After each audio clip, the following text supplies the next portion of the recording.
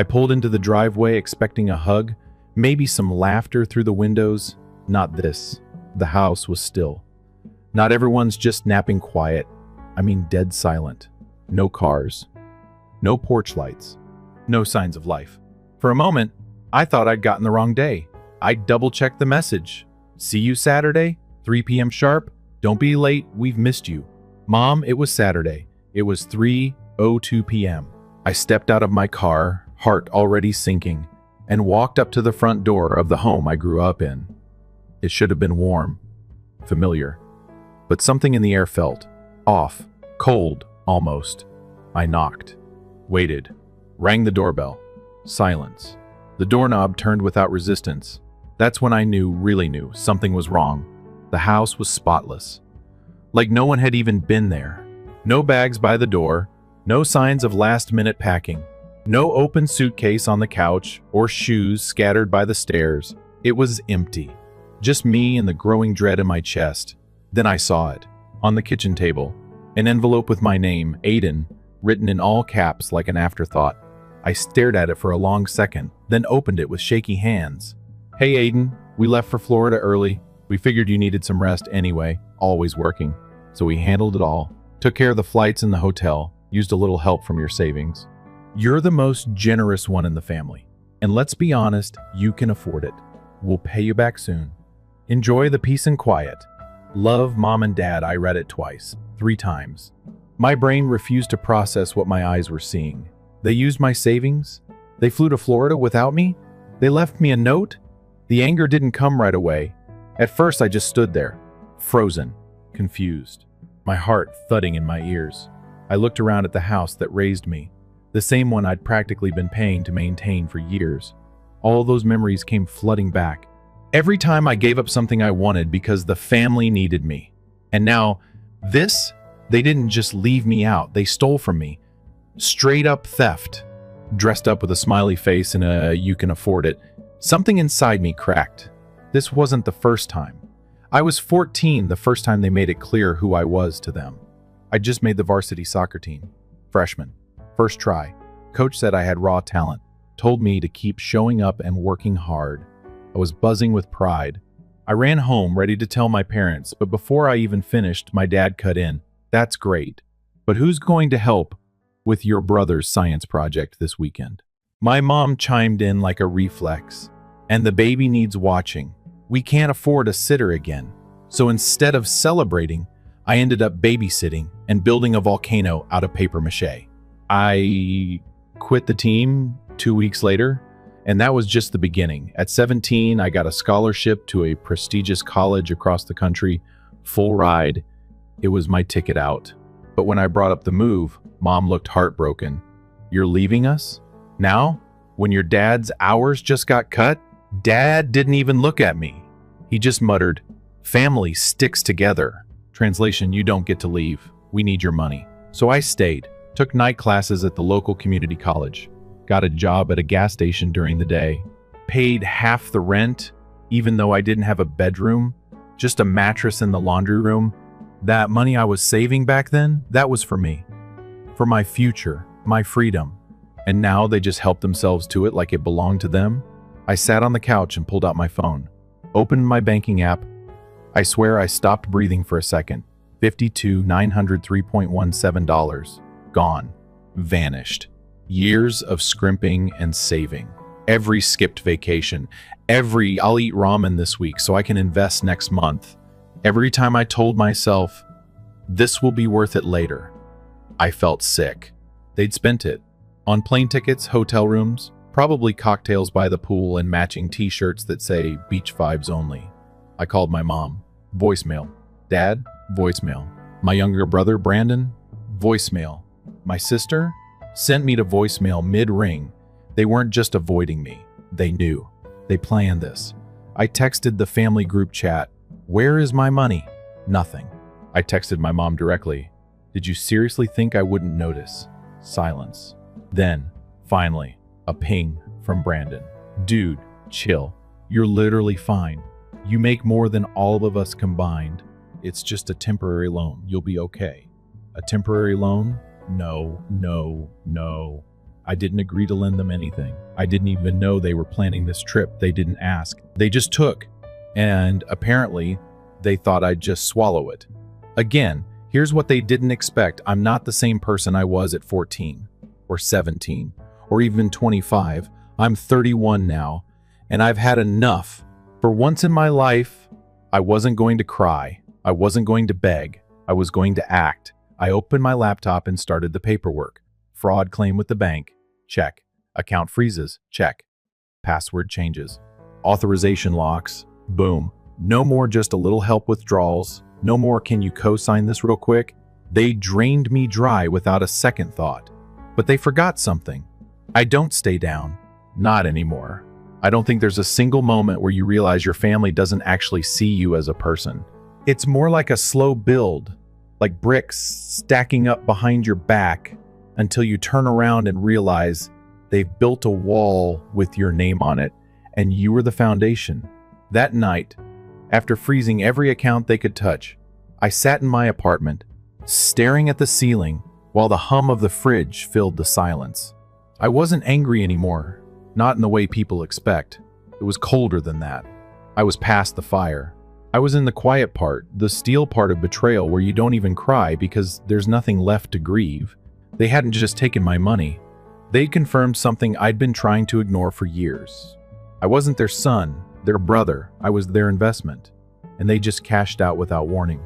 The next morning, I took a personal day from work, something I rarely did, because I needed time to think and move. The bank had already flagged the transactions and opened an investigation. They said the process could take a few weeks, but the fact that I filed it at all already changed everything. If my parents thought they could sweep this under the rug with some half apology and a promise to make it right, they were in for a rude awakening. I wasn't doing hush deals anymore. I wasn't cleaning up their messes behind the scenes. I had already sent every document to a lawyer I'd found online the night before. His assistant called back within the hour. We're definitely looking at unauthorized access and potential civil fraud, she said, like it was just another Tuesday. For her, maybe it was. For me, it was the first time I'd ever put myself first and not felt like I was betraying someone. I drove to their office that afternoon. Walking through those doors, I felt more in control than I had in years. I explained everything, showed them the bank statements, the withdrawals, the email confirmation for the flights my parents had booked in my name using my savings, and the note. I showed them the actual note they'd left me like it was a joke, like I'd just laugh it off and go back to work while they sip margaritas in Orlando. The attorney barely raised an eyebrow. We can file for civil action and fraud. We'll send a letter of demand first. If they don't respond, we escalate. I nodded. It felt surreal. These were my parents we were talking about, the same people who raised me. But that word didn't mean what it used to. Not anymore. On the way home, I got a text from my sister. Mom says you're making a big deal out of nothing. Just come talk to us. I stared at my phone, wondering if she really believed that or if she was just trying to keep the peace. But then again, maybe that was the problem. For years, I'd been keeping the peace, which really meant staying quiet while they chipped away at my sanity and savings. I didn't reply. I was done having conversations that led nowhere. That night, I finally allowed myself to sit down and look back, not just at the stolen money, but at every instance where I'd said yes when I should have said no. The time I covered Brandon's rent for 6 months, because he lost his job but was somehow still buying concert tickets and gaming gear. The time I co-signed my parents' second mortgage, because they didn't want to downsize and lose their lifestyle, even though I was living in a one-bedroom with a leaky kitchen faucet. Or the time my sister asked me to help her start a business, and I handed over a 5-figure loan she never repaid because things didn't work out. And apparently that made the debt disappear. Every favor was expected. Every refusal came with guilt. And every single time, I told myself it was just what families did. But they weren't acting like a family. They were acting like shareholders in a company I didn't remember signing up for. And when the company stopped profiting, they bailed and blamed me. A week passed, then another. The silence stretched, but I knew they were talking. Just not to me. Probably scheming. Probably assuming I'd back down. They didn't believe I'd follow through, but I did. The demand letter went out. The official kind, written in tight legal language and certified for delivery. They had 10 business days to respond. On day 4, Brandon called. I didn't pick up. He left a voicemail. Bro, seriously?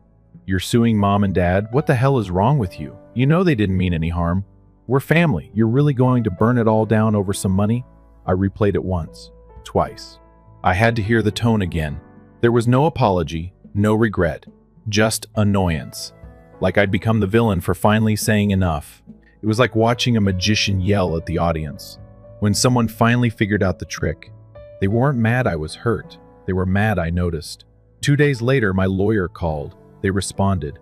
Through a family friend who's not even licensed. The reply isn't legally valid, but it confirms one thing: they're scared. Good. They should be. Because this wasn't just about money anymore. This was about drawing a line. A real one. One they couldn't pretend didn't exist. I sat with that realization for a long time that night. I wasn't doing this to punish them. I was doing this to protect myself.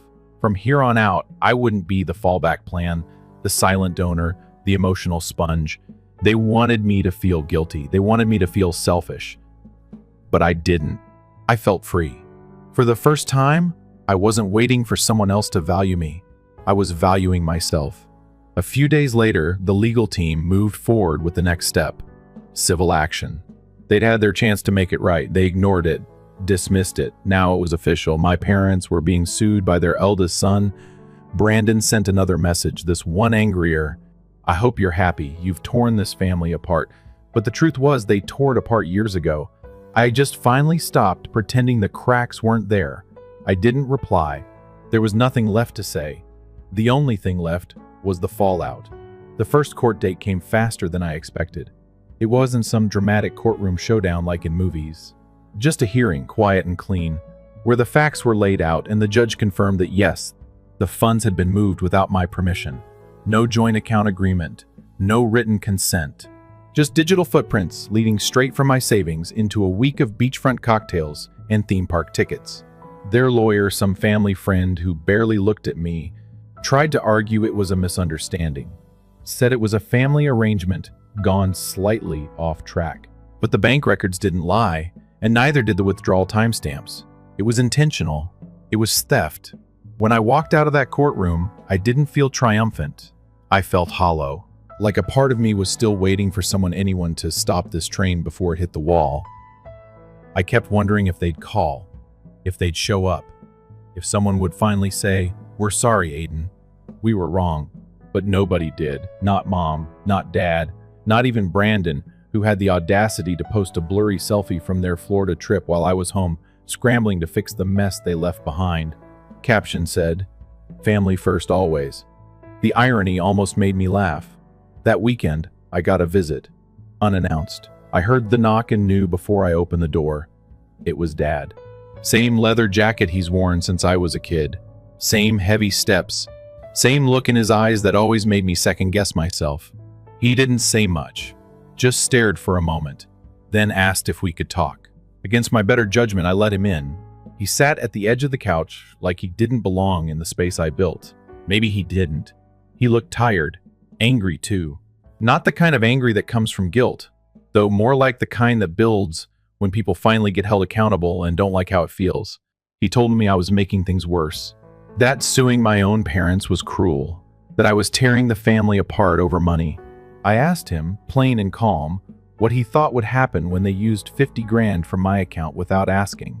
He waved it off like I was being sensitive, said I was blowing things out of proportion, told me I should have talked to them first, not run to the courts. That's when I knew nothing I said would ever land. Nothing would change. They weren't sorry. They were embarrassed. That's all. Embarrassed that their perfect son had finally stopped playing along. I told him he should leave.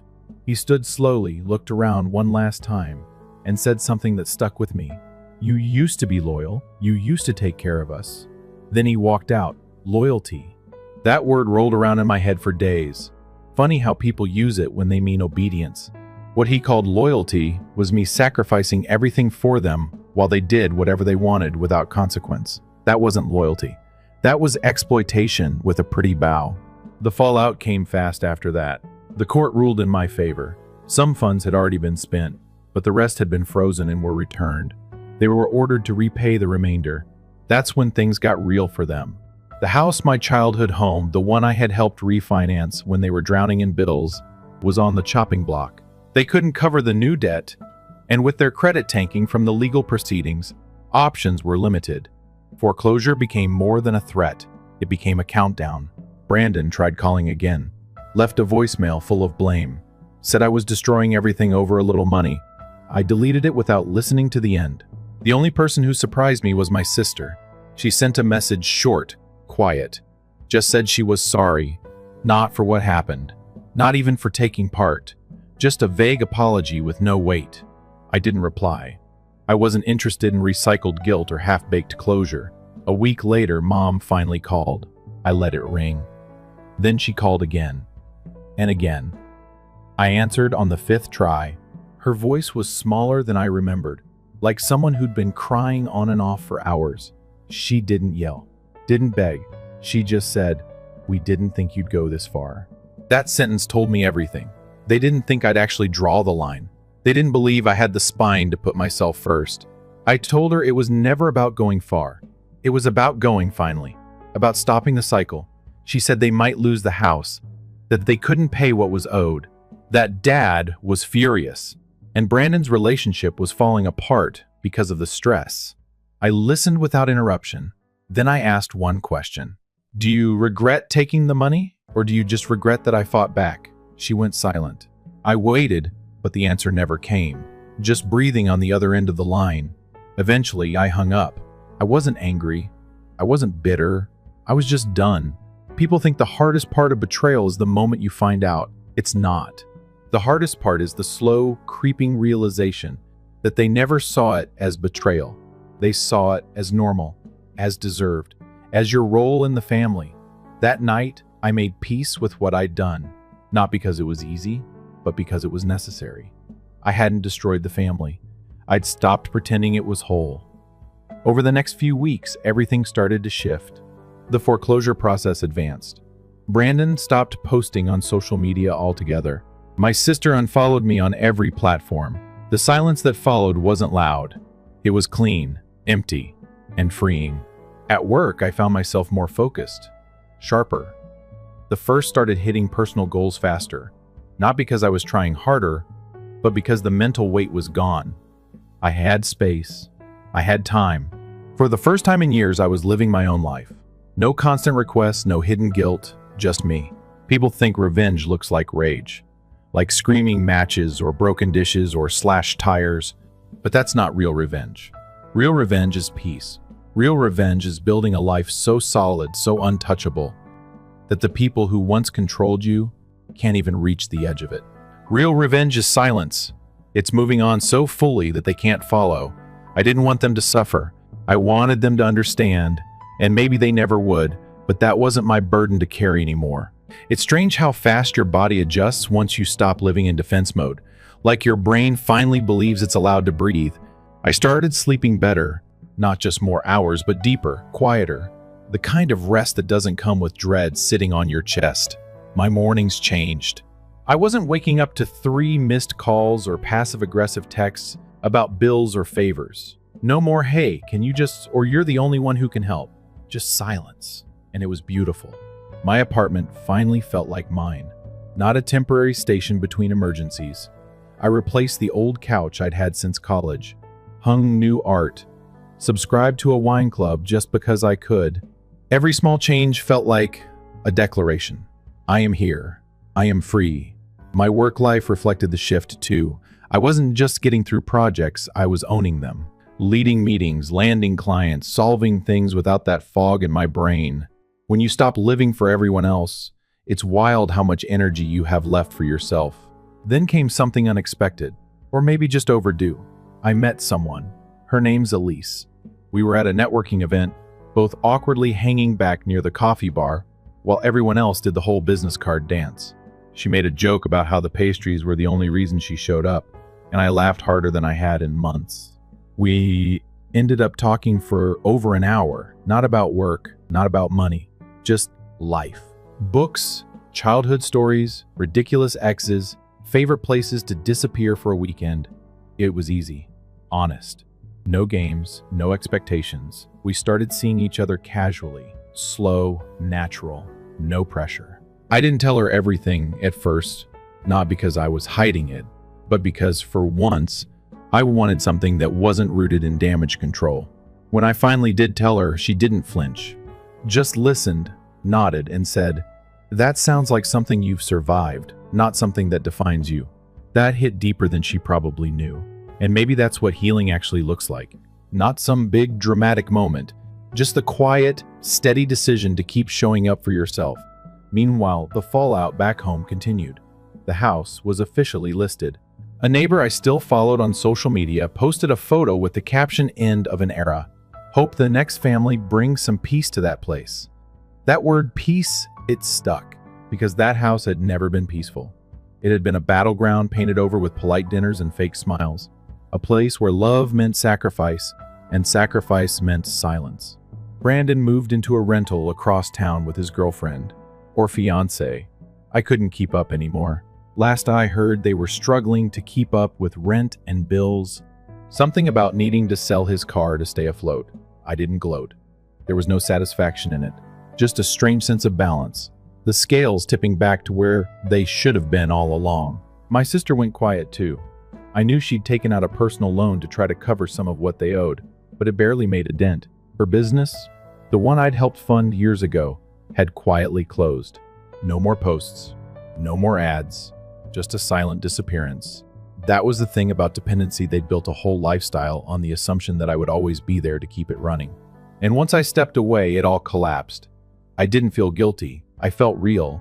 I'd spent so much time being the version of myself they needed that I forgot I was allowed to have needs too. Elise noticed it before I did. One night, we were watching something stupid on Netflix, and I casually mentioned how weird it felt not being needed. She looked at me, kind but firm, and said, "You were never needed. You were used." And there's a difference. That one sentence stayed with me, not in a haunting way, in a freeing one, because deep down, I already knew it. I just hadn't let myself believe it. We grow up thinking that love looks like giving, that the more you bend, the more you prove you care.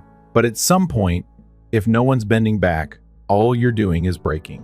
The final confirmation came 2 months after the judgment. I got a letter in the mail. Not typed, not formal. Just my mom's handwriting on the envelope. I almost threw it out, but curiosity won. Inside was a single page. No apology, no explanation. Just a short paragraph saying they were disappointed in how things turned out, that they hoped I'd come to my senses before it was too late. Before what was too late, I had no idea. But it didn't matter. The letter wasn't about me. It was about their version of me. The version that kept giving, kept fixing, kept returning. And that version was gone. I folded the letter and tossed it in a drawer. Not out of spite. Just closure. I didn't need to respond. Some stories don't need sequels, they need endings. A week later, Elise and I took a trip. Nothing big, just a cabin in the mountains. No signal, no distractions. We hiked, we cooked, we read books in front of the fire like some rom-com cliche. And for the first time, I realized I wasn't just escaping something, I was living something new, something real. The peace I'd been craving didn't come from revenge. It came from return, not returning to them, returning to myself. The version I had buried under obligation and guilt and tradition. The version who wanted more than survival. The version who wanted a full life. I still get messages sometimes. From old friends who heard about what happened. From distant relatives asking for my side. I don't give them one. I've told the story to the only person who mattered me. And I'm still telling it, not because it's over, but because it's evolving. Healing isn't a straight line. Some days I still catch myself flinching when my phone rings, or feeling that tug in my chest when I see family photos online. But then I remember I did what I had to do, and I did it with honesty. Boundaries aren't cruelty, they're clarity. And I've never been clearer. This was never about revenge. It was about reclaiming. And what I've reclaimed is more than money. It's my time, my dignity, my future. They can keep their disappointment. I'll keep my peace. I didn't expect the knock. Not after months of silence. Not after I'd finally started living like the past didn't own me anymore. It was a rainy afternoon. the kind that made everything outside blur into soft gray, and I was mid-laundry when I heard it. Just 3 soft raps on the door. I thought maybe it was a delivery or a neighbor, but the second I opened it, I knew I was wrong. My mother stood there, umbrella dripping, hair frizzed, face tired. Not just the kind of tired that comes from a bad night's sleep, the kind that settles in deep when you've run out of people to lean on. She looked older, not dramatically, not in a way that made me gasp. Just more fragile, like the years had finally caught up with her, and maybe guilt had too. I didn't say anything at first. Neither did she. She just looked up at me with that familiar expression she used to wear when I was a kid, like I held the answer to a question she wasn't ready to ask. After a long moment, I stepped aside and let her in, not because I owed her, not because I wanted to hear more excuses, but because I wanted closure, and I knew this was probably my only chance to say what had been living in my chest for far too long. She walked in slowly, eyes darting around like she was trying to understand who I'd become by looking at my furniture. I waited, let her speak first. She said she'd come alone. That dad didn't want to face me. That Brandon and my sister had moved on, though the way she said it didn't sound like pride. It sounded like loss. Then she said it. We were wrong, Aiden. About everything. We didn't think it through. We just assumed you'd be okay with it. You always were. I didn't respond right away. Not because I was angry, but because I needed her to sit in the weight of her own words for a second. I asked her calmly if she understood what she'd actually done. If she understood that this wasn't just about money, that it was about every single time I said no and got guilt instead of grace. About the years I spent cleaning up after their mistakes while they called it family. About the fact that when I finally stopped giving, they didn't just push back, they punished me. She didn't argue. She didn't cry. She just nodded slowly, hands folded in her lap like she was praying to stay grounded. Then she whispered something that caught me off guard. I think we thought of you as the strong one because you never broke. And we used that. We leaned too hard. For a second, I felt something crack. Not pity, not forgiveness, just recognition. Like finally hearing someone say out loud what I'd been screaming internally for decades. But it didn't change the facts. I told her I didn't hate them, that I didn't want to ruin anyone's life. I just wanted to stop sacrificing mine. I told her I was building something for myself now, something real, something earned. And I couldn't bring old debts into it, not financial, not emotional. She nodded again, and for once, she didn't ask for anything. No favor, no second chance, no emotional handout. She stood up, thanked me for letting her in, and walked to the door. Right before she stepped out, she turned and said, "You were a good son. We just weren't good parents." And then she was gone. The door clicked shut behind her, and I stood there for a long time, wondering why I didn't feel the weight I thought I would. Maybe because I finally understood that closure doesn't come from apologies. It comes from knowing you don't need one to move forward. Elise came home later that evening and found me on the couch, still holding the mug of coffee I'd made hours earlier. She didn't ask what happened. She just sat beside me, leaned her head on my shoulder and said, "You look like someone who just unpacked something heavy." I smiled, not because it was funny, because she was right. The next week, I finally booked the trip I'd been putting off for years. Europe. A few countries, no plan, just time and motion. Elise offered to come with me, but I told her I needed to go alone. Not to escape, to arrive, to fully arrive at the version of myself I'd always postponed. I packed light, a single carry-on, passport, journal, no more baggage than necessary. The plane ride felt like flying away from an old chapter, one I had rewritten line by line until it no longer resembled the version I grew up with. Each city felt like a gift. Walking through cobblestone streets, ordering food in broken phrases, watching the world move without me trying to control any of it, it was everything I didn't know I needed. One afternoon in Lisbon, I sat in a tiny cafe with my journal open and wrote something I didn't even realize was true until it left my pen. I don't miss them. I miss who I thought they were. That sentence stayed with me the rest of the trip, because that was the real grief. Not losing my family, but losing the illusion that they were ever the kind of people I could count on. The version I kept defending didn't exist. They were a story I told myself to make their behavior easier to swallow. And now I didn't need to keep swallowing. By the time I got back home, everything felt lighter.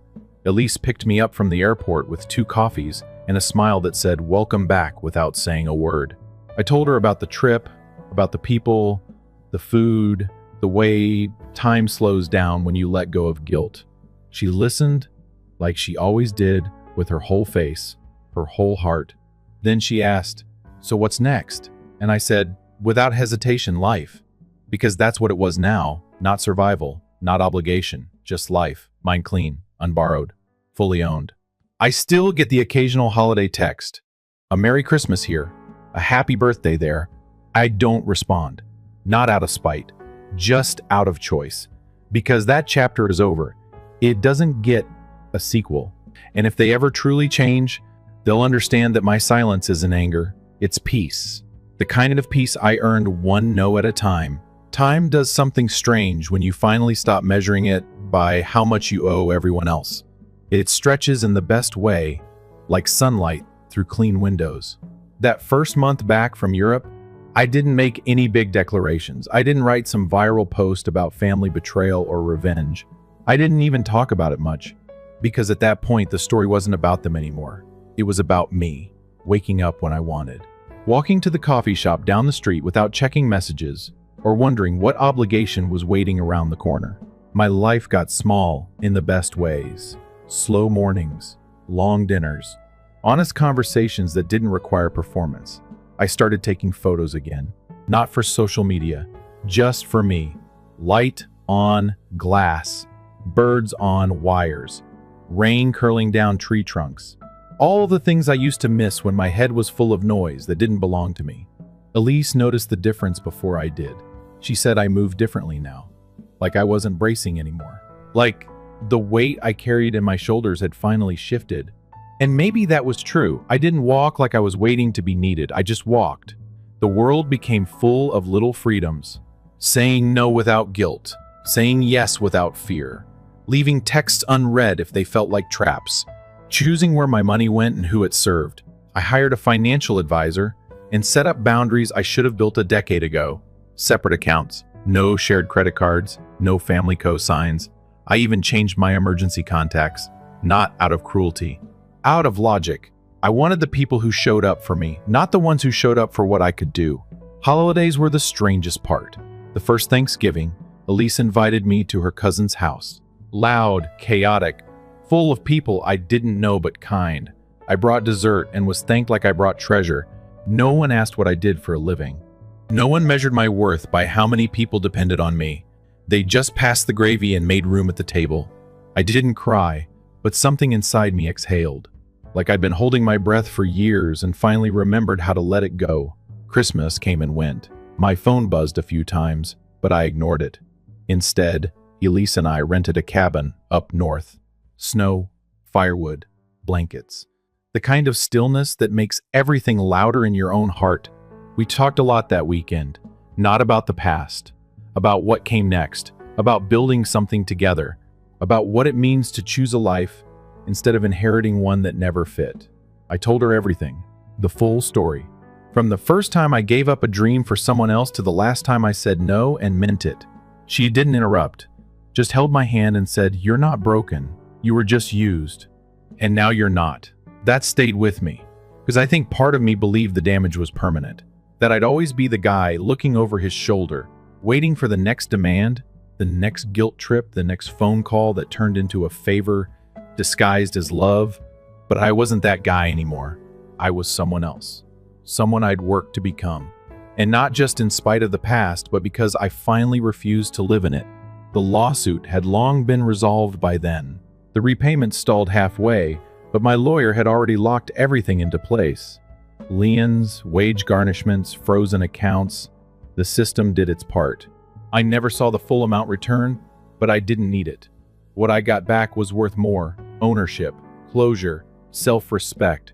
There was no dramatic ending with my parents, no final blowout, no neat forgiveness arc wrapped in holiday ribbons. Just space, distance. A door closed and no longer rattling in the wind. Brandon never apologized. My sister sent a short email months later saying she hoped I was well. I didn't reply. Some things don't need responses, they just need endings, and I gave them that. Quietly, finally, completely. Life now is something I never thought I'd have. Not because it's perfect, but because it's mine. Every decision, every boundary, every yes and no, they belong to me, and they aren't up for negotiation. I've built a career that feels right, not flashy, not performative, just fulfilling. I go to sleep without fear. I wake up without dread. I spend time with people who make me feel like I'm enough without proving it. Elise and I moved in together last spring. It wasn't a big event. No speeches or champagne, just two people choosing each other at the right time in the right way. We painted the living room together, chose a couch that fits us both, laughed at how hard it is to agree on a rug, but it felt like home, a real one, built on consent, respect, and choice. And that, more than anything, is what I've learned. That love without choice isn't love, it's control. That family isn't about blood, it's about boundaries. That survival isn't living. And that peace isn't passive, it's earned. Not through revenge, through refusal. Through the radical act of saying, I am not your resource.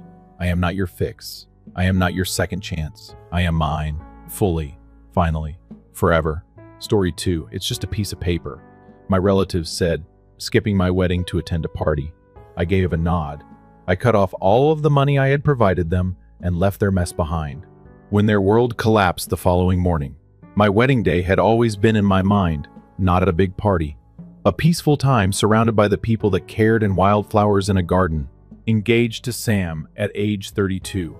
I brought it to life. A little ceremony, 20 visitors. I had fashioned myself a veil, nights without sleep. Every stitch is a pledge. I requested basic necessities from my mother, brother Jake, sister Cara, and family. A baked cake, a soundtrack, and a few folding chairs. Don't worry, we've got you, they would say, nodding. I also had faith in them. However, I phoned the day before to be sure. Mom laughed. We didn't think it was a huge thing, darling. Only a sheet of paper. Jake interrupted. Yes. Calm down. This isn't a fairy tale scenario. My heart fell. I grabbed my phone and stood in my kitchen, looking at the bouquet of wildflowers I had chosen that morning from a field. They had done nothing at all. No cake, no music, and no seats. I saw it on Instagram. Oh no. The bachelorette party for my cousin Tara. Raised subtitles, glitter champagne glasses, limousines, and yelling family first. I wasn't even considered for the invitation. I faked a grin, swallowed the hurt, and assured Sam that we would work things out. Yes, we did. I strolled to him under a string of dollar store lights that swayed in the breeze, while 10 buddies arrived with mismatched chairs from their garages. I do, I said, his fingers solid in mine, my throat tight. And in spite of them, it was lovely. However, the dam collapsed that night while we were by ourselves in our small flat. Still wearing my dress, I sobbed while sitting on the side of our bed. From the heartbreaking pain of being nothing to the family I'd carried for years. Not from the happiness of marrying Sam. They threw my day away like garbage. And I was unable to experience that sense of emptiness. The quiet, biting pain of being invisible to the people I had given everything to. The next morning, I felt a weight that would not go away. The sort that, after a night of sobbing oneself dry, settles in your bones. Sam was still sleeping. I briefly wanted to act as though yesterday had never occurred because of his gentle breathing next to me. However, I was drawn back when my phone chimed on the nightstand. I was unwilling to look. I snatched it even though I knew it would be them. As I started our family chat, my fingers were shaking. Before I could doubt myself, I typed quickly. Because of Tara's celebration, you did not attend my wedding. You weren't there when I needed you to be. As I pressed send, my heart pounded, eagerly awaiting something, anything, to put things right. Mom was the first to respond. Honey, don't overreact. This is only a formality. Big production automobiles didn't follow. We didn't anticipate you going crazy about it, geez. Calm down, Jake. Nothing. That tiny scene marker on the screen was making fun of me. Something snapped when I tightened my chest while staring at what they were saying. This was more than a simple error. I poured myself out for years, and they treated it as if it didn't matter. When Jake's DJ gig stopped coming in, he would phone me late at night pleading with me to pay his rent. $100 here for $600 here. You're the finest sister, always. After each breakup, Corey's sob tales about needing to pay her phone bill of $80 a month like clockwork. When Mom's income was low, she gave subtle clues concerning her medications. $150 was wired without inquiry. Working extra shifts at the restaurant and sacrificing vacations, I had been their anchor, telling myself that's what family does. Now, my wedding. To them, my one moment was only a piece of paper. I could no longer contain my wrath as it burned hot and stinging from the hurt. One final message was typed by me. I appreciate you letting me know where I stand. Before they could reply, I moved my thumb over the send button and hit it. I selected Leave Group after tapping the 3 tiny dots next to the chat name.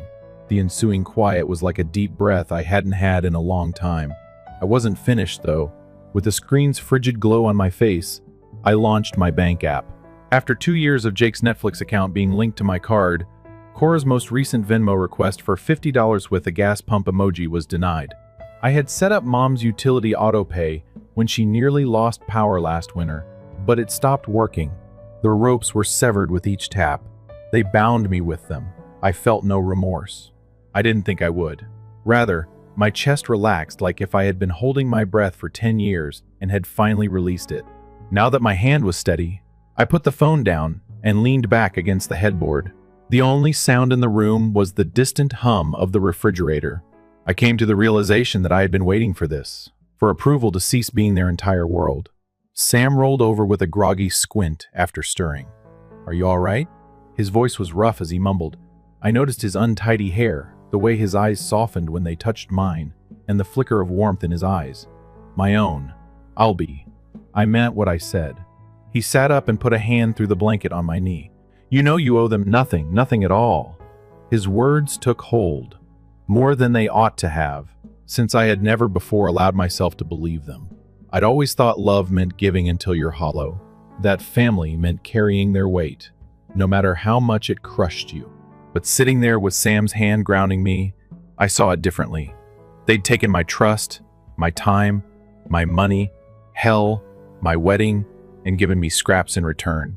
I nodded, slow and sure, and he pulled me into his chest. I didn't cry this time.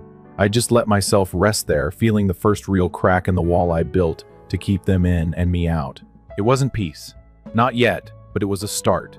A jagged little edge of something new. The next morning hit like a freight train. Not with noise, but with a flood of texts lighting up my phone before I'd even poured my coffee. I sat on our faded couch, Sam still in the shower, and watched the screen glow with their desperation. Jake first. "Yo, Netflix is down. What's wrong with your card then?" "Kara, I can't get to work. I'm out of gas. Send me $40 immediately." Mom's came last, her tone harsh. "My lights flashed all night, and the heat's acting up. Why'd you cease the payments?" I didn't respond. I just watched at the texts, building up, each one a bit more frantic, and felt the weird, silent thrill, like I'd flicked a switch they didn't know I possessed. Sam patted out, towel over his neck, and peered at my phone. "They're losing it." A half smile tugged at his lips as he said. I put the phone face down and nodded. "Permit them." I meant what I said. I wasn't rushing to clean up their mess for once. Then my phone rang once again. It was an Instagram notice rather than an SMS. I ought not to have seen, but I was intrigued. Jake told the story. A selfie of Tara and herself, smiling in front of neon club lights. Captioned, "When it matters, true family is present." I felt like I was slapped by the timestamp, 8:47 p.m. Indeed, he uploaded it last night, just as I was reciting my vows in a tremulous voice under the drooping lights. My throat constricted as I read through the comments hours after I had left the conversation, as if he wanted me to see it. Cousins are enjoying it. A couple heart eyes and yes, emojis. Nobody brings me up. Nobody inquired about my whereabouts. Not only have I been removed from their day, but also from their narrative, become a footnote they could make fun of. The phone fell on the cushion. I balled my hands into fists. Sam sat next to me, his wet shoulder grazing mine, after noticing my face. Now what? His voice was quiet as he inquired. His jaw tensed as I showed him the post. "Even for him, that's low," he added. I let my rage to stew as I leaned back and stared at the ceiling.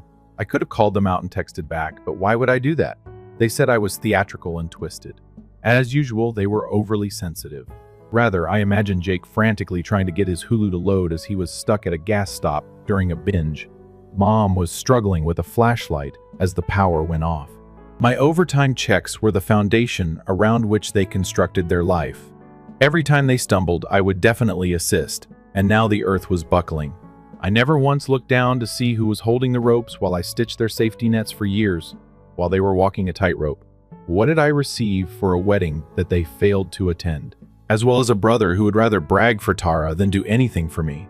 The Instagram post was a knife, not simply salt, on the wound, and he smiled as he twisted it. Sam's hand, rough and warm from his warehouse job, found mine. He traced circles on my knuckles with his thumb and muttered, "They're not worth this. They've had enough from you." I felt a twinge as I looked into his steady hazel eyes, something more intense than hurt. He was correct. I believed that was what love looked like, so I poured myself into them until I was hollow. Love doesn't make you invisible, though. Selfies aren't posted while you're making a lifelong commitment to someone else. I gave his hand a stronger squeeze than I intended. I have finished carrying them. For the first time in days, I spoke firmly. With a nod, he drew me close to him, and we sat there with their cries unheard and the phone silent. A dog was barking down the street. Vehicles were driving by, and the world buzzed outside. But we were alone in here, and I felt like I had won because of the weight I had lost. They were free to panic as they pleased. I was no longer their rescuer, as well as the Instagram picture. It just demonstrated why I had interrupted the tranquility and ended it. At first, it felt unreal, like if I were holding my breath for the guilt to strike. I didn't. Rather, I sat with a broken tea mug in my hands on our balcony that afternoon and let my thoughts to wander. I had to realize how I'd ended up here, how I'd allowed them to deplete me until my wedding was nothing more than a piece of paper. It began the year my father left, when I was 17 years old. Mom was inconsolable, sobbing into her mountain of coffee bills. After school, I got a job ringing up candy bars and cigarettes at the corner store. I would tell her it's okay and hand her my paycheck. I don't require much. She would also give me a hug. You can call me her rock. At the time, Kara, 19, was pursuing a loser who would wreck her car and leave her stranded, while Jake, 15, was slipping out of DJ basement parties. It was everything kept together by me, whomever failed to breach it by 21. While they were struggling, I had saved up enough money for a beat-up Toyota.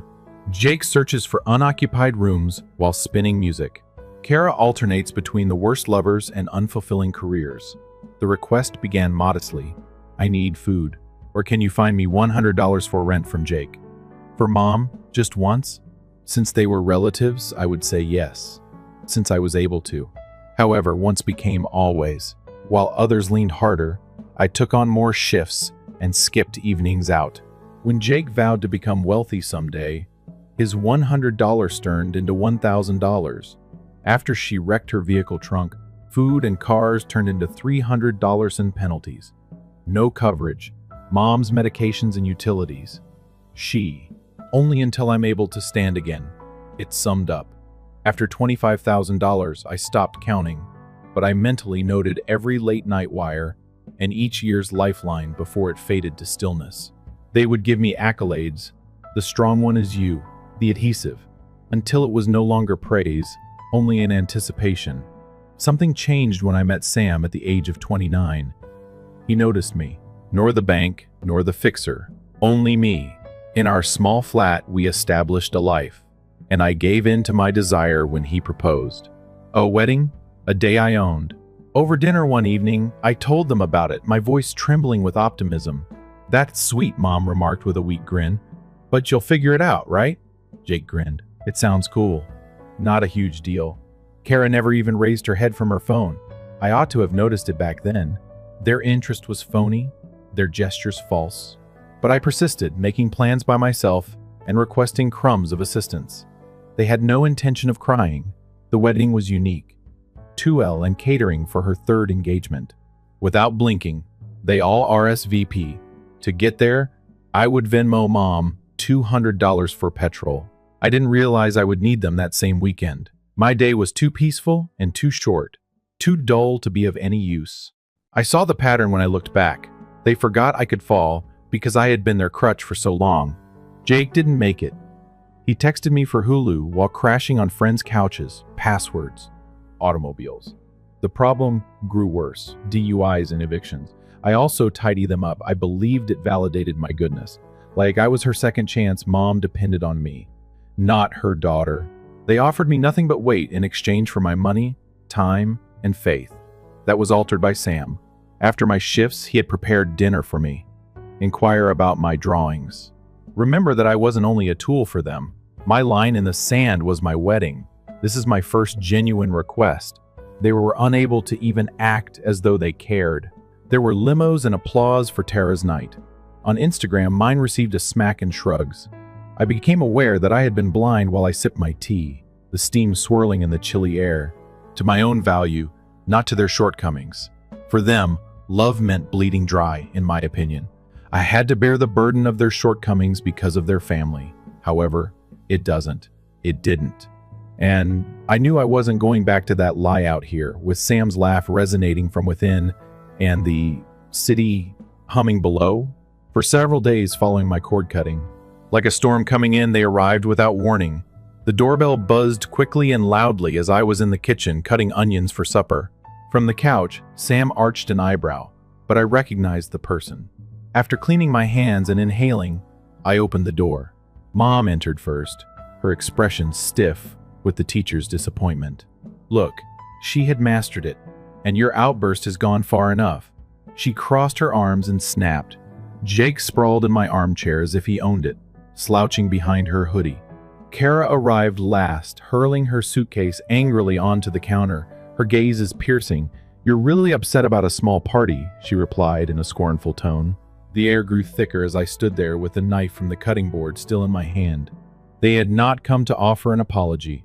As usual, they would come to demand that I remedy their disarray. Slowly and deliberately, I put down the knife and turned to face them. I said in a steady, low voice that it wasn't a party. I got married. Despite the years I've borne you all, you picked Terror's Night over me. I took a step forward, my words gushing. I have paid your rent and subscriptions, Jake. Your phone, your justifications, your penalties, thousands, Cora, Mom, your medications, your debts. You were unable to handle each time. I requested one day, and you were unable to even appear. Their expressions went cold, taken by surprise. I wasn't finished, though. You remembered. You concluded that I was unimportant. After a long moment of silence, Mom waved a hand as if to wave it away. As casually as though she had pawned an antique lamp, she continued, We sold your veil on eBay. After the commotion, I assumed you were done with it. My veil. Stitching for hours, my silent pride. $25 is gone. I maintained my position despite my impaired eyesight. Cora leaned against the counter and snorted. Additionally, I purchased a patio gift with your venue deposit. Smirking, she continued. It wasn't being used by you, so I purchased the spa package for her, $200. Well worth the money. I gasped. My confidence and savings were in that deposit. She had snatched it as if it were spare coins. I held on to the edge of the counter, anger erupting. You took anything from me? My voice trembled as I spoke. You two. Angry. Jake glanced up at last. Relax. It's not very profound. You're behaving as though we murdered someone. Mom gave a nod. This is being exaggerated by you. We are not your adversaries. We are family. They were surprised by my scathing, resentful chuckle. Family, I said. Your family doesn't abandon you. Sell your belongings, take your money, and then pretend that you're the issue. Lila entered. She had then heard everything while in the restroom. She paused abruptly, her eyes wide, and moved to stand next to me. She glared at them and muttered, You're unbelievable.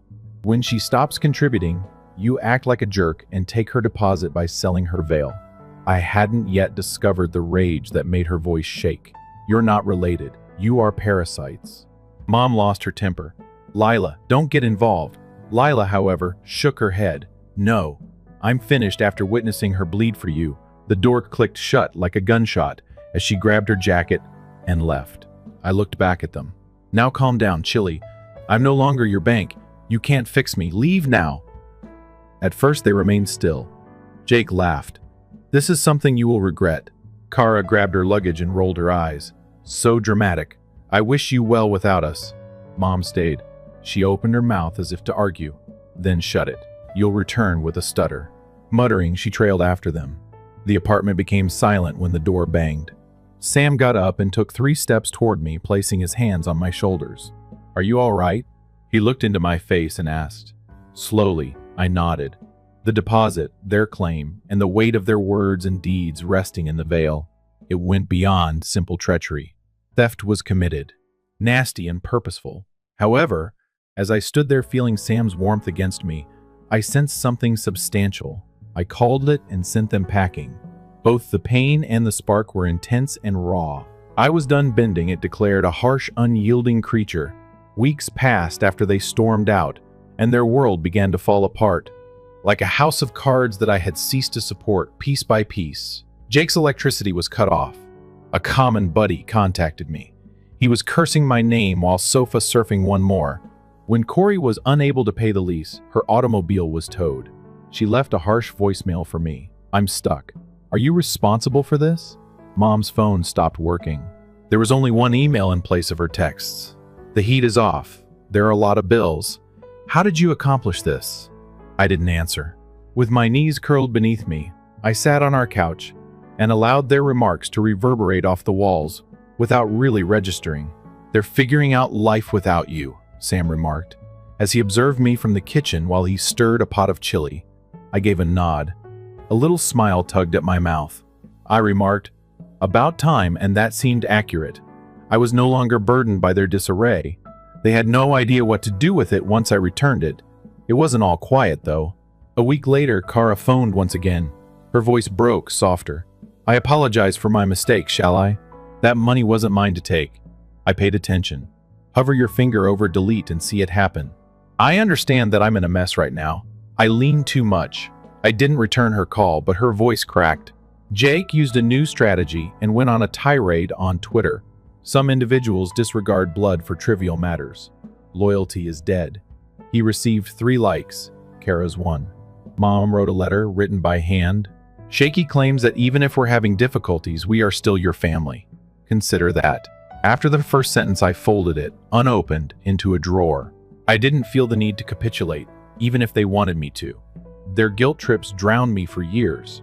I remained dry and stable on shore this time. Then the light appeared. At first, Layla texted me memes every day. Then a true celebration is in order. She organized a late reception with Tom, Sam's brother. Tom's yard had only 12 persons folding tables. Like stars, fairy lights strung up. I was dressed in jeans. Sam wearing a flannel. Layla created a playlist and we danced to it. When the speakers cracked, I laughed. No one made any requests for cash or favors. Simply arrived. Hugs and potluck dishes in my hands. A parcel later showed up at our door. Not a word, only a quilt. Stitched with small stars, soft and blue.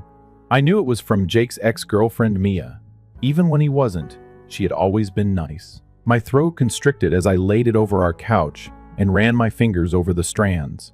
From this silent evidence, not from suffering. I wasn't alone myself, not at all. Suddenly, Tara texted too. "Apologies. They're terrible. I ought to have stated that earlier. Thank you," I typed back, and left it there. I didn't yet need to cross a little bridge. Their mess continued to whirl. Jake's DJ equipment was stolen by a pawn shop. For not showing up, Car was dismissed from her job. I didn't bat an eyelid when Mom's landlord received warnings. One night I took a walk around our flat. Behind me, Sam was humming as he sensed the change in the air while he cleaned dishes. No ringing phone. Please, no late night. Only us. Without their weight, our tiny life piece came together. I realized I was done waiting when I paused at the window and looked out at the flashing streetlights below, nor because they changed, nor because they apologized. I could still hear Layla's laugh from that gathering. Sam's voice brought me back to the present as Maya's quilt warmed my palms. I constructed a little object, sloppy, actual. They were also unable to touch it. The curtain has vanished, the deposit as well. However, I was no longer defined by what they had stolen. I looked across at Sam. He joined him at the sink, knocking into my hip as his sleeves rolled up. "You're humming incoherently." He smiled and splashed me with suds for the first time in weeks as I mocked him. I let out a big chuckle and realized that I had survived the storm. Stronger, not just intact. 8 weeks have passed since I closed the door on them, and I'm doing more than simply getting by. In a manner I never imagined possible, I'm alive. It is presently silent in the flat. I wasn't drawn into their problems by a buzzing phone. In the kitchen, Sam and I danced to classic rock tunes. Maya's quilt hung like an embrace across the couch. Lila insists that teal is my color and stops by with paint swatches for our walls. I have also resumed my drawing. Faces, wildflowers, and things I had forgotten I cherished. The veil's sting persists. Cora's skillful bites. I can't stop thinking about Jake's post. I don't bend, though. I take a higher stance with relaxed shoulders. Take a deep breath. Car starts sending texts. I hope all is well with you. I don't respond, yet I miss you. Not with malice, just some clarification. I'm no longer her lifeline. Jake's tirades against phony relatives on Twitter. Quiet down. Don't give him any likes. Mom ceased contacting me. Her disappearance was abrupt but inevitable. The weight they attach to me is not something I miss. One day, if I have children, I will be honest with them. You don't have to pay for love. A chain is not a family. Here's where I constructed mine. Sam. Steady hands. Layla's intense devotion. Tara's silent apologies. Even the quilted tenderness of Mia. I'm not the unseen sister, the bank, or the fixer. For the first time, I'm entire. I felt protected last night as I stood in our bedroom under the warm warmth of the lamp. Not from assurances or support, but from the knowledge that I have myself. They described me as frigid, theatrical, and self-centered, and I accepted it. Until I recognized them for what they were, I carried their labels. To keep myself little, I tell lies. I am not the bad guy for deciding on peace, for protecting the life that Sam and I are creating. It was me who passed through their flames without getting burnt. They continue to spin their pandemonium out there. However, is no longer my tale. Light awakens me. No guilt muttering that I let them down. Sam is correct when he says, I smile more. It feels free and wild to me. I choose myself.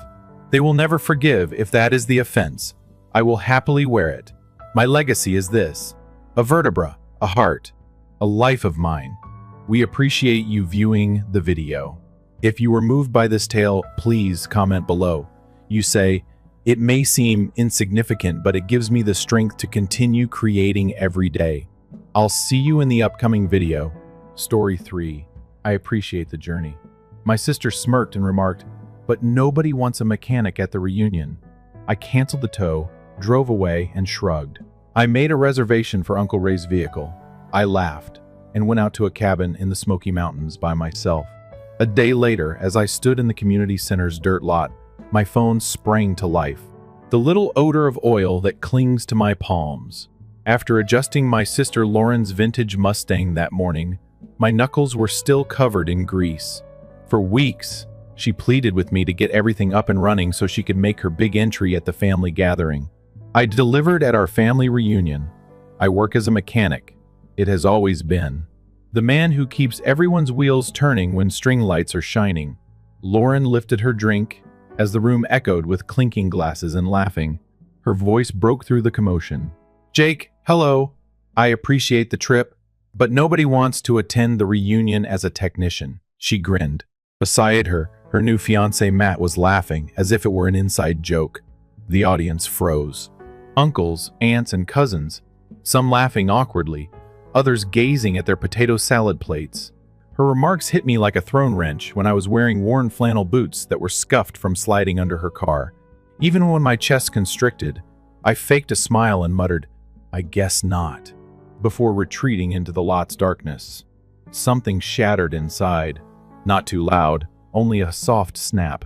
I had scrounged components with my own money and skipped sleep for weeks to get the Mustang to purr. To give her a chance to shine, I drove her here for 2 hours. I was the joke now. I saw them toast as I stood there. She got engaged. Her ideal existence with Matt. The light catches her golden hair. Me, the man in the corner, was me, invisible. With the exception of my sleeve stains. Her remarks weren't the only thing that hurt. It was the reality they carried. All my life, I had been cleaning up their filth, and I was grateful for this. They danced as the music intensified. I decided I had had enough of being their greasy rescuer. Not anymore. Not after tonight. I didn't get any sleep following the reunion. With the engine off, I sat in my vehicle and gazed at the dashboard as if it might explain why I had let it go so far. I kept thinking about Lauren's sneer and the sparkle in her eye as she made fun of me. I kept her life on course for years, specifically when she wrecked her first vehicle. I took it to the garage, fixed it for free, and didn't say a thing while I was sobbing and intoxicated at 2 in the morning. I paid her rent so she wouldn't lose her lease when she quit her job as a barista, because coffee smells bad. Mom's vehicle broke down the previous winter. I told it, fixed the gearbox, and paid for it. Lauren was away pursuing a love for photography that never brought in any money. I was too busy doing doubles at the garage to support us all, so I couldn't afford to go trade school. She had a dream that I had calluses. I had finished stewing by morning. At the gathering, Uncle Ray had surrounded me and complained about the broken axle on his pickup. "The only person that can mend it cheap is you, Jake." Clapping my shoulder as if I owed him, he murmured. That evening, I had scheduled a tow for him, but I quickly texted him to cancel. Work things out. Then, with trembling fingers, I browsed through hotel websites and reserved a cabin in the Smoky Mountains. 3 days. No Wi-Fi. The woods and me alone. As I packed a bag, Lauren texted, "Where do you go, Jake?" "The Mustang is stalling once more. Matt is furious." I chuckled. Didn't respond and made a dry, hollow sound. At my flat, let her handle it. I rummaged through a shoebox beneath my bed, finding faded and crumpled receipts. Her Mustang cost $214.67 in total over 2 years. I have a new carburetor, brake pads, and spark plugs. Over the years, I passed off excursions with friends that would have helped me save money so that I could see her smile when the automobile roared to life. What did I receive? A mechanic is not wanted. I was awakened by the words, even if they burned. I was their grunt, their pit crew, and their ATM, but I was never on par with them. I reflected on the time I gave Lauren the keys following a complete overhaul last Christmas. Yes, she had given me a hug, but she also boasted to Matt's wealthy parents that she had fixed it herself. I would overlook it. Did every time. Once more, my phone buzzed. Lauren says, "You bailed this time, Mom. What's the matter with you?" Nothing. For once, I wanted to yell. Nothing. I didn't respond, though. I picked up my keys, threw the receipts back in the box, and made my way to the truck. I turned on the radio to block off the guilt that was beginning to seep in during the 4-hour journey to the Smokies. When Dad lost his work, I was usually the one who fixed his truck, and Kim's sedan after her ex-boyfriend stole the nice vehicle. I mended lives and tires, and all I got in return was a pat on the head and oil under my nails.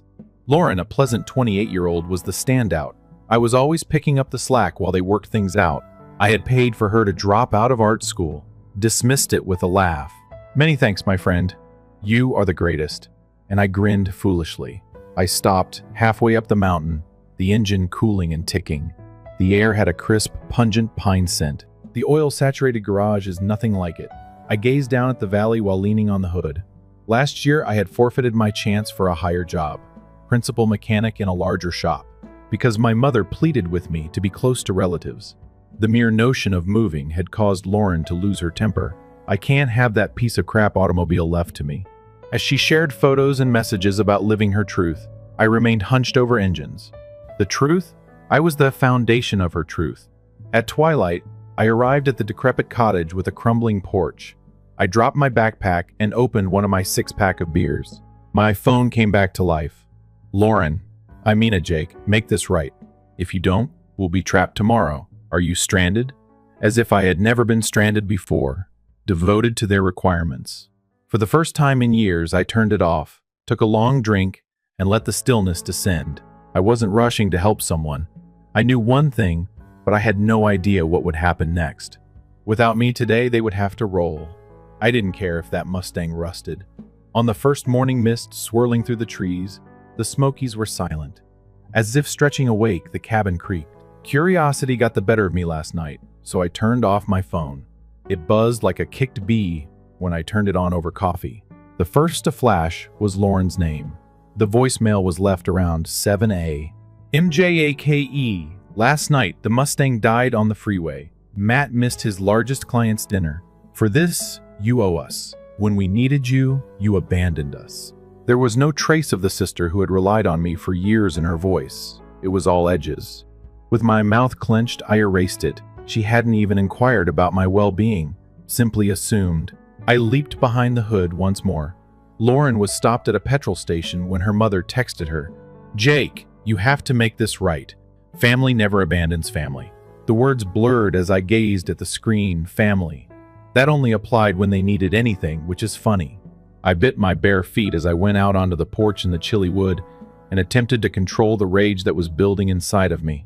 In order to avoid being pulled back into their mess, I spent 3 days up here to get my mind straight. Then I opened Facebook, though. A stupid move. With the comment, "Thanks to my deadbeat brother for screwing us over," Lauren shared a picture of the Mustang hood up on the side of I-40. Nights ruined, cars toasted. Comments quickly accumulated. Last spring, I dragged a relative out of a ditch, and Jake sent a typical letter, never trustworthy. A friend from high school who had given me a free tool loan said, "My throat ached. I put 2 years of effort into the vehicle. She had turned my effort and money into a falsehood. She didn't talk about how I drove her, or about her smirk or the reunion. A Mustang is there. She could never have afforded it. I was just portrayed as the flake." I walked the cottage after tossing the phone onto the couch. The floors creak under me. That post was a gut punch, rather than only a jab. People the first had assisted were nodding along with her narrative as if I were the idiot. The mountain air prevented me from driving back and shoving the facts in her face, so I grabbed my keys instead. I'm not here to crawl back, I'm here to escape, so I stayed. While sitting by the window, observing deer sifting through the brush, I brewed another pot of coffee. The anger persisted. It simmered steadily and gradually. Similar to an engine that overheats in the afternoon, I went on a hike to a creek. My head was drowned out by the sound of the water rush. Her smirk from the reunion was still there, but with that post added, it was meaner and sharper. Her ability to spin things had always been strong. When I wouldn't drop everything, I would cry and tell my mother, convincing her father that she was the victim. She was my little sister, so I would overlook it. For younger years, the one for whom I was meant to watch out. However, this. Knowing that I would witness it and that it had spread, she was twisting the knife in public. I watched a rock sink after kicking it into the stream. Since she was 16, I had cleaned up her mess. Her fender bender, her emergency oil change prior to a date with meth, and her dead battery in a snowstorm. And now I was the deadbeat. Back at the cabin, I checked my phone again. Couldn't help it. More texts. "Dad, Lauren's a wreck. You're gonna step up or what? Aunt Kim heard you left her high and dry. Not cool, Jake." Nothing from Lauren. Just her minions piling on. I almost typed a reply. A long one with every receipt I'd kept. Every favor I'd done. But what was the point? They'd seen me as the grease-stained grunt for years. Reliable until I wasn't. I shut the phone off again, grabbed a beer and sat outside as the sun dipped low. The quiet was supposed to feel good, but it didn't. Not quite yet. It was heavy, like the moment before storm breaks. I thought about calling Cora my ex. She'd always said Lauren played me like a fiddle, that I'd never see it until it broke me. I hadn't listened then, but now her words rang true. I didn't text her, not ready for that. But I knew one thing. Lauren's post wasn't just a lie. It was a line in the sand. She'd made me the villain to save her own skin. And I wasn't running back to repair it this time. Let her figure out how to start that Mustang. I was done turning the key for her. I got back from the Smokies on Tuesday. The cabin still hanging to me like wet air. The trip home was lengthy. My truck's hum. The only sound I desired. I kept my phone off since Lauren's Facebook stunt. But the second I got inside my flat, Dad's name lighted up the screen. I responded, preparing for the guilt trip. "Jake," he said, voice low and harsh. "Lauren's telling everyone you took pieces from her Mustang before the reunion. Says that's why it broke down. People are upset." I froze, the duffel dropping from my shoulder, took parts I paid for every darn bolt. She turned it into theft after taking hundreds out of my pocket. She's telling lies. My voice was flat as I spoke. Dad gave a groan. "In any case, half of her family believes it. You must resolve this." Before I could argue, he hung up. The weight of it weighed heavily on me as I collapsed into the couch. The deadbeat post comes first. This now. A full-scale campaign of smears. Uncle Ray was on the family group chat when I opened it. Lauren's automobile was torn off by her Jake.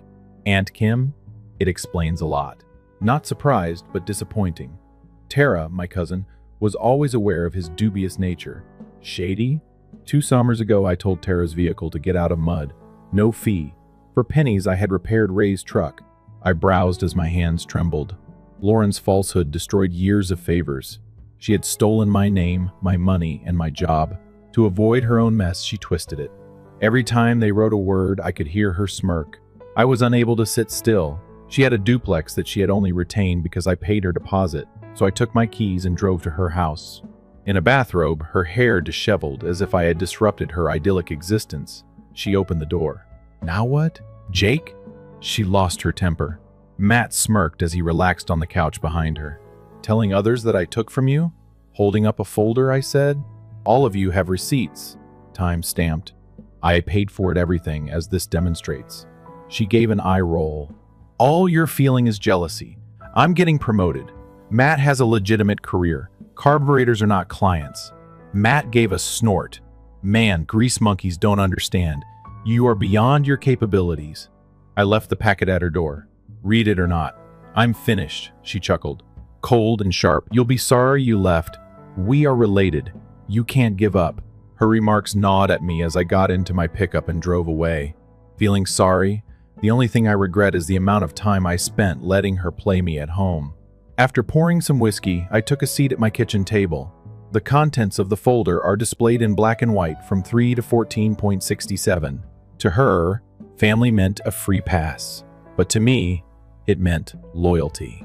It buzzed on my phone. My ex Cora responded to a text message I sent from the Smoky Mountains. I've had enough of them. She didn't say much. Excellent. I came across the post. For that, she is garbage. I returned the type.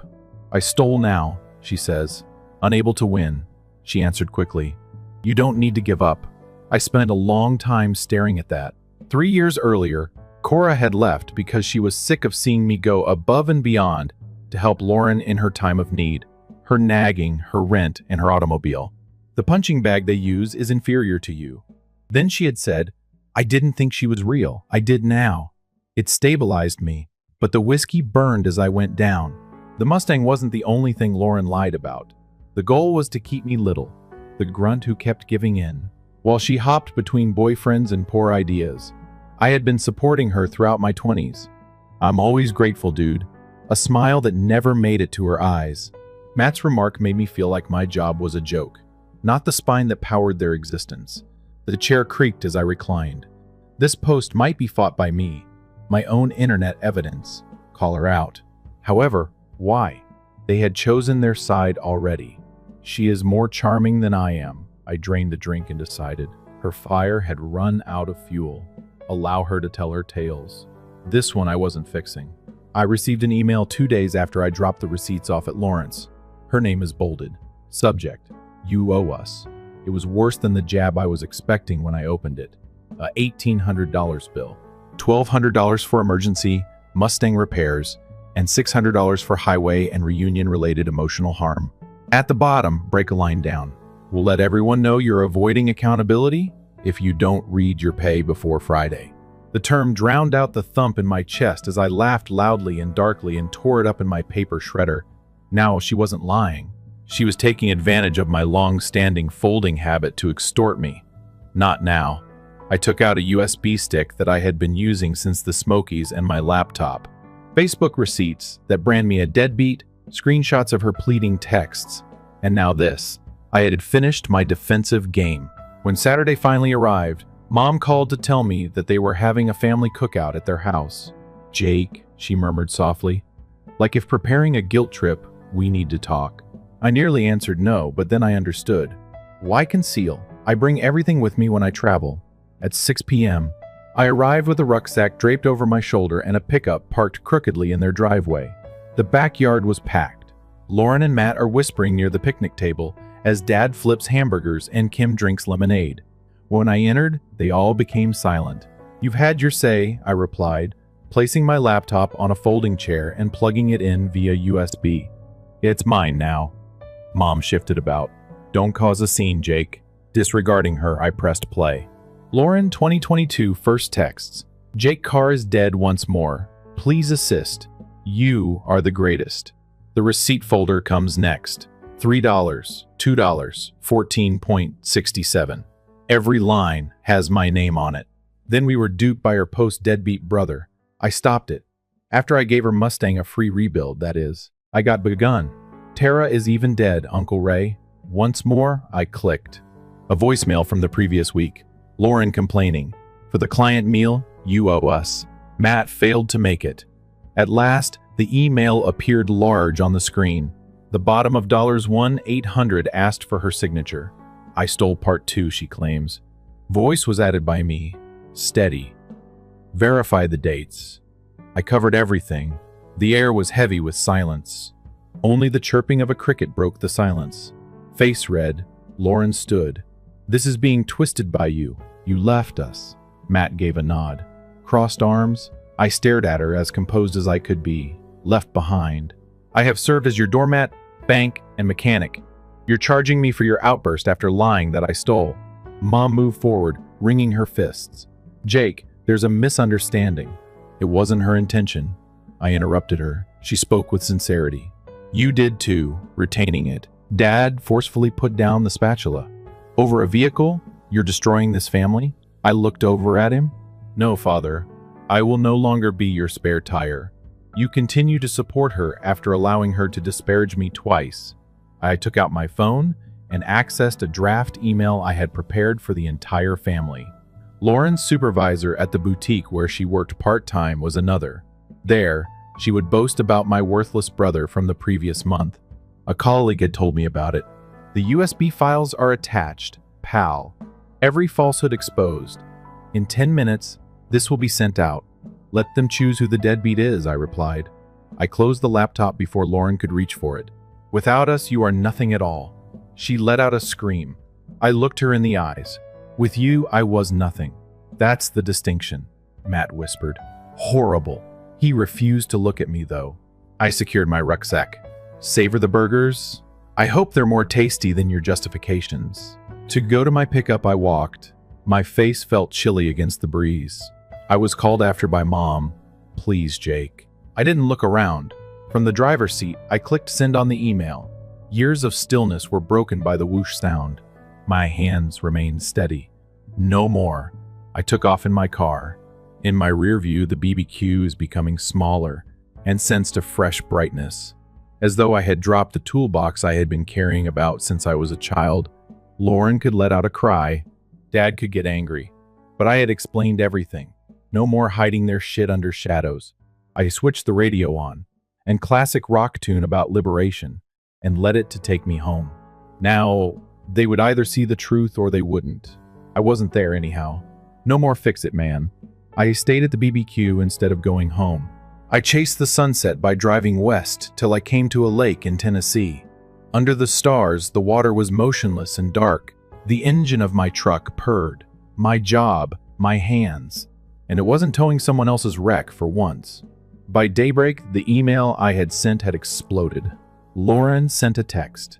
To me, you're dead. She was dumped by Matt.